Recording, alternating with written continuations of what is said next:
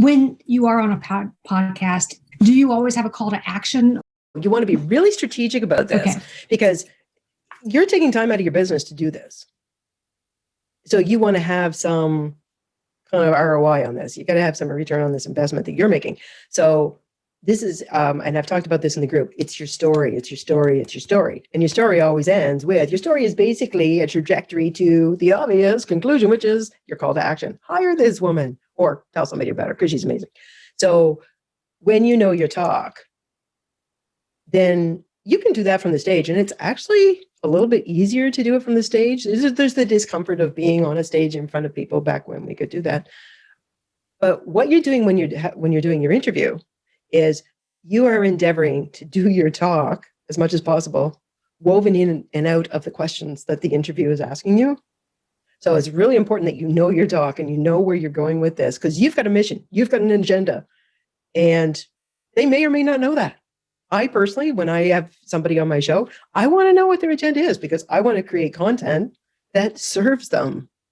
But not all shows really are interested in that. It's like what they want to talk about. So, and sometimes they'll throw you a question that is like, oh, okay, that was way the hell over there in left field. So you have to know how to like, yes, that's true. And also, and bring it back to where you need it to be.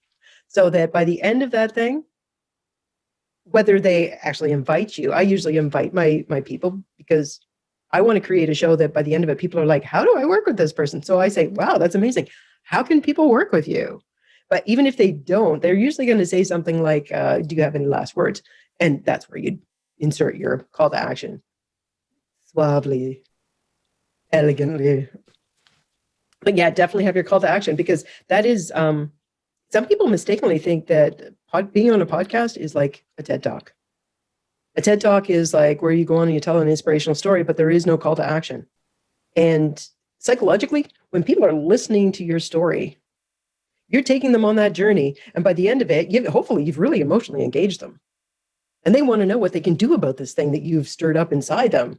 So if you just go, and that's my talk.